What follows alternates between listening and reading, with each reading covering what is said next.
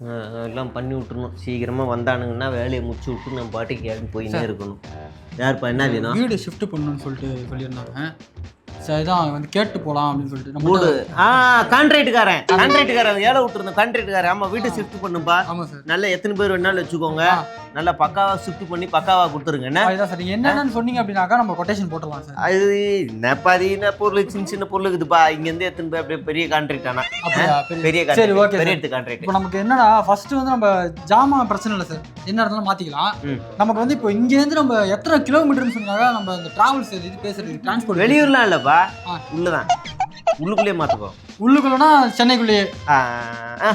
சென்னைக்குள்ளனா ஒரு 10-15 கிலோமீட்டர் குறை 15 குறை இன்னும் குறைக்கணுமா?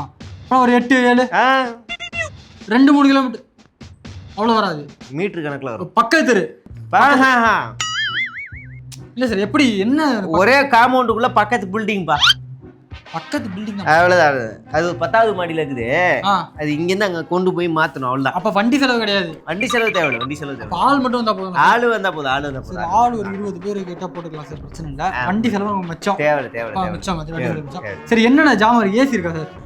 இருக்குது. ஏசி இருக்கு. என்ன ஒரு 2-3 ஏசி இருக்குமா? பெரிய ஏசியா இருக்கு. சரி ஓகே ரைட், அது இருக்கட்டும். Washing machine sir? வாஷிங் மிஷினே இல்லையேப்பா. வாஷிங் மிஷின் ஒன்று கூட கிடையாதுப்பா. வாஷிங் மிஷின் வீட்டுக்கு போய் துவச்சி எடுத்துன்னு வந்துடுறா எங்கள் தலைவர். அப்படியா? அப்போ பிரச்சனை இல்லை sir. Right. Washing machine. Fridge sir? Fridge இல்லைப்பா. ஃப்ரிட்ஜ் இல்லை. ஓகே. இது யார் கூலரு? அதெல்லாம் இல்லைப்பா. யார் கூலர் இல்லை? நீ சமையல் செட்லாம் கேட்ப போல இருக்குது. ஆமாம் சார். கிச்சன் ஆஃபீஸ்ப்பா இது. ஆஃபீஸா? சரி. இந்த மாடியிலேருந்து எடுத்துன்னு போய் 10வது மாடியில் போய் ஃபிட்டிங் பண்ணிடணும். கீழேருந்து மேலே ஏற்றுறோம். அதுதான். ஆமாம். சரி அது மட்டும் பண்ணால் போதும். இப்போ நான் சொல்கிறதெல்லாம் நீ பண்ணிடு. புரியுதா? சொல்லுங்கள் சார். ஃபர்ஸ்ட் வந்து interior civil works. Okay sir. அப்புறம் எங்கள் தலைவர் இங்கே உட்காருவாப்புல, எங்கள் அமைச்சர் நானே அதிகாரி எல்லாம் உட்காந்து இப்படி பேசுவோம். அப்படியே நீங்கள் ஒரு டேபிள் ஒரு 4 சேரு. 4 சேர் போட்டுரு. இப்போ சேர் எப்படி சார்? அங்கே இருக்கிற சேர் சார் அப்படியே மாற்றிக்கலாம். அங்கே இருக்கிறதான் போடுவோம். ஆனால் நீ பில்லா புதுசாக கணக்கு போட்டுக்கோ. புது சேர் போடு. சரி. அடுத்த ஒர்க் ஸ்டேஷன் இந்த மாதிரி அங்கே வந்து ஒர்க் ஸ்டேஷன் மாதிரி கேபின் அப்படி போட்டு வச்சுக்க. கேபின். ஆமாம். அப்போ அங்கே இருக்கிற டேபிள் அதே மாற்றிக்கலாம். அப்புறம் கிழக்கு பார்த்த மாதிரியே மூலத்துல இருந்து இப்படி பார்த்த மாதிரியே ஃபால்ஸ் மூளை கோத்திரம்ன்ற மூலம் மூளை வடக்கு மூலையில இருந்தே அப்படி ஃபால் சீலிங் வர மாதிரி ஃப்ளோரிங் அப்படி எங்க தலைவரை பாக்குற மாதிரி. சரி ஓகே போடலாம். அப்புறம் வந்து மீட்டிங் ரூம் இந்த பக்கம் கிழக்கா பார்த்து ஆனா வந்து கக்கூசை ஒட்டின மாதிரியே கதவு இருக்கணும். தப்பி தவறி ஒரு அடிக்கு மேல தனியா வச்சிடாதீங்க, இங்கே வச்சு சேர்ந்தே வரணும். ஆமாமா. அவர் பெரிய கடுப்பாயிருவாப்புல இருந்து நம்மால். அப்ப பிரச்சனை அது நம்ம என்ன பண்ணுவோம்னா இந்த இடத்துல பிரிச்சுட்டு ஒரு தனி பார்ட்டிஷன் போட்டுருவோம். போட்டு அது என்னமோ பண்ணு, எலக்ட்ரிக்கல் ஒர்க் எல்லாம் பார்த்து கரெக்டா பண்ணிக்கோ. அது பிரச்சனை இல்லை சார், கிளியரா இருக்கணும் ஒர்க். நெட் ஸ்பீடா இருக்கணும். வைஃபை பாஸ்வேர்டு எனக்கு தனியா கொடுத்துருப்பா. ஏன்னா அது ஒருத்தருக்கு கேட்க வேண்டியதாகுது. அது மாத்தி. அப்புறம் ஜென்ரேட்டர் போட்டு விட்டுரு. கரண்ட் இல்லைன்னா டென்ஷனா இருப்பேன் நான். ஜென்ரேட்டருமா? ஆமா. வீடியோ கான்பரன்சிங் அந்த ரூம்ல இருந்து இந்த ரூம் கூட்டு வந்துடலாம். ஆனா புதுசா வாங்கின மாதிரி பில்லு போட்டு சார் நம்ம அங்கேருந்து போடு அதெல்லாம் வேணாம். அப்புறம் செக்யூரிட்டி அமெண்டிஸ் அதையும் போட்டுக்கோ. சரி. செக்யூரிட்டி புதுசாக எடுக்க போகிறோம். அதே தான் வருவாங்க, அதே தான் அங்கே இருக்கிறது தான். ஆனால் அது அப்படியே இருக்கும். சிசிடிவி மட்டும் புதுசு. சிசிடிவி சார் தேவையில்ல சார். இல்லை போடு. வெளியே அவ்வளோ போலீஸ் இருந்தாலும் உள்ளுக்குள்ள என்ன நடக்க தெரியணும்ல. போடு. சரி ஓகே. அப்புறம் ஃபயர் சேஃப்டி போட்டுக்கோ. அப்புறம் வெயிட்டிங் பசங்க ஆளுங்க வெளியே வந்தாங்கன்னா வெளில உட்காரணும். கச்சேரி வெளியே தான் உட்கார போறானுங்க, வெளில உட்காரணும். அதுக்கப்புறம் ரிசப்ஷன் ஏரியா. சோஃபா வேணுமா சார்? சோஃபா வேணும். சோஃபா சார் தனித்தனியாக சேர்ல உட்காரட்டும். சோஃபா வேணும்.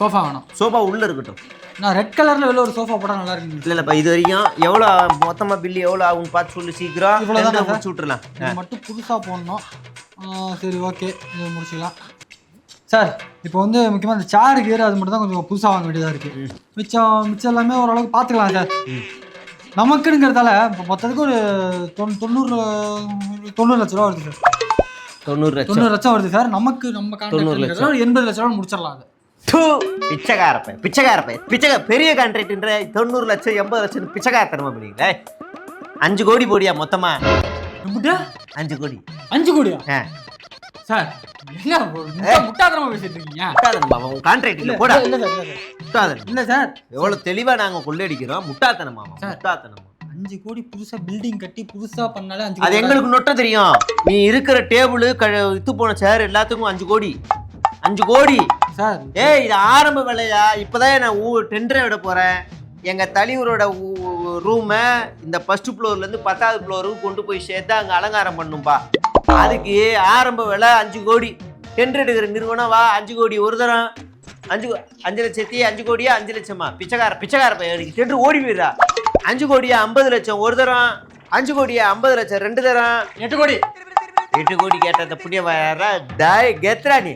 8 கோடி ஒரு தரம், 8 கோடி 3 தரம்டா. விஷயம் நல்லா பண்ணிருப்பா. சேர் வந்து பின்னாடி நல்லா புழுக்குன்னு அப்படியே சாஞ்சி வரணும். சூப்பரா பண்ணி தரேன். சூப்பரா பண்ணி தரேன். 8 கோடி போட்டுக்குதா? 8 கோடி. அதுல ஒரு 50 லட்சம் லைட்டா சேர்த்துக்கோ தனியா. 8 கோடி 50 லட்சம். அது என்னோட ரூமுக்கு ஒரு சிவப்பு துணி ஒண்ணு கட்டணும். சிவப்பு துணியா? 50 லட்சம் அது தனியா. சரி பண்ணிடலாம் சார், அது பிரச்சனை இல்லை. பண்ணி போட்டு விட்டு. வேற உங்களுக்கு ஸ்பெசிஃபிக்கா வேற ஏதாவது வேற என்ன தேவைப்படும்? எக்ஸ்ட்ரா ஆயிரும், பார்த்துக்கலாம். சரி சார், போட்டு விட்டுரு. சரியா? சரி சார், ஓகே சார். சரி சார், நான் இந்த வேலையெல்லாம் ஒரு வாரத்தில் முடிச்சு கொடுத்துட்றேன். எனக்கு ஒரே ஒரு சந்தேகம் சார். ஊருக்குள்ள நாட்டுக்குள்ள அவ்வளோ பிரச்சனை போயிட்டு இருக்கு சார். அந்த இபி பில்லு சொத்து வேறிலாம் ஏறிடுச்சாமோ, மக்கள் ரொம்ப கஷ்டப்படுறாங்க. சரி, இந்த நேரத்துல இது ரொம்ப அவசியமா சார்? இங்கே இருந்து அங்க மாத்த அது கரெக்ட் தான். நான் எவ்வளவு சொன்ன கேட்கல. உனக்கு டெண்டர் இல்ல, நீ ஒண்ணும் இல்லை, நீ கிளம்பு. நீ கிளம்பு. இல்ல சார், அப்படி உனக்கு என்ன வேலை? உனக்கு நீ இந்த 8 கோடியை வச்சு எத்தனை வேணாலும் கட்டிக்கலாம்ல, மூடிட்டு வாங்கிட்டு போலாம்ல. என்ன கேள்வி கேட்கற? எவன் நாசமா போனா உனக்கு என்ன? சொத்து வரி கட்டுறான், ஏதோ ஒண்ணு கட்டுறான், உனக்கு தேவையில்லாத வேலை. மூடிட்டு போ. ஈபி கட்டுறா, அது அவசியம் தான்டா. ஜோசியக்காரர் பண்டே சொல்லிட்டாப்புல. போ, கெட்ட வார்த்தை ஒரு வாயில. கட்டி விட்டீங்களா? அப்படியே நம்ம தலைவர் பக்கத்துல இன்னொரு ரூம் போட்டுருணும். இந்த 6 எவனையும் விடக்கூடாதுங்க. ஒரு சந்தேகம் கேட்க. என்னப்பா? அதை டைரி குத்துன்னு பேசுது. வேண்டாம், அதுதான் சொல்ல வந்தேன். டைரியை புடுங்க மாட்டீங்கன்னா சந்தேகம் நான் கேட்குறேன். சரி, போய் கேட்டு தொலை. ஒன்றும் இல்லை, 100 நாள்ல 100 கோடின்னு ஏதோ ஒன்று சொன்னாங்களே, அது உண்மையா? ஏண்டா நம்ம ஆளு சினிமாலேயே வட விடுவான், அரசியல்னா சும்மாவா விடுவான்? பாரு, இப்போ லியோல பாக்ஸ் ஆபீஸ் 8ன்னு ஒரு கதையை கட்டினா, கடைசியில் உண்மை வெளியே வந்துருச்சா? ஏன்னா இன்னும் 2000 கோடி 3000 கோடின்னு அடிச்சு விட்டான். ஆனால் அதில் ஒரு வியாபாரமாவது எத்து போன பீஸு, அது ஏன் வியாபாரம் பண்ணி அப்படின்னு கலெக்ஷனா பீஸ் அடிச்சிட்டோம் அப்படின்னு சொன்னோமா இல்லையா? அந்த மாதிரி 100 நாள்ல 100 கோடி 104 கோடி. இந்த பாரு, நாங்கள் எவ்வளோ டாக்டிக்ஸாக இந்த அரசை நடத்துகிறோன்னு எங்களுக்கு தான் தெரியும். புரியுதா? பிப்ரவரி மாதம் ஓப்பன் பண்ண ஒரு டுபாக் ஒரு கம்பெனிக்கு வெறும் 1 லட்ச ரூபா தாண்டா அவன் இன்வெஸ்ட்மெண்ட்டே போட்டிருக்கான். டேட்டா சேவிங்க ஏதோ ஒன்று. அவனை கூட்டின்னு வந்து அவன் என்னமோ 10,000 கோடி தமிழ்நாட்டுக்கு இன்வெஸ்ட் பண்ணுற மாதிரி நாங்கள் ஒரு குருடா விட்டுருக்குறோம். இல்லையா போகுது? அது காலப்போக்கில் தெரியும். அது மட்டும் இல்லைடா, ஏற்கனவே திமுக ஆட்சியில் பிப்ரவரி மாதம் நாங்கள் வந்து பிரிந்து ஒப்பந்தம் பண்ணுறோன்னு சொன்னவனே மறுபடியும் எங்கள் ஆட்சியில் கூட்டு வந்து போட விட்டுருக்குறோம். ஏன்னா திமுக ஆட்சியில் எதுவுமே பண்ணலன்னு பேசிட்டு இருக்காங்க வெளில. அவங்க கொண்டு வந்த பல நிறுவனத்தை தான் இப்போ நாங்கள் அப்படியே பட்டிட்டிங்கரிங் பண்ணி என்ரோல் மாதிரி பண்ணி வச்சுருக்குறோம். ஸ்டிக்கரு. அது பாரு, அதை தான் நாங்கள் 100 நாள் 104 கோடின்னு வச்சுருக்குறோம். புரியுதா? சரி, பார்த்துக்கலாம். போ இங்கே பாரு, இதுக்கெல்லாம் கோவப்பட மாட்டேன். இல்லை எனக்கு.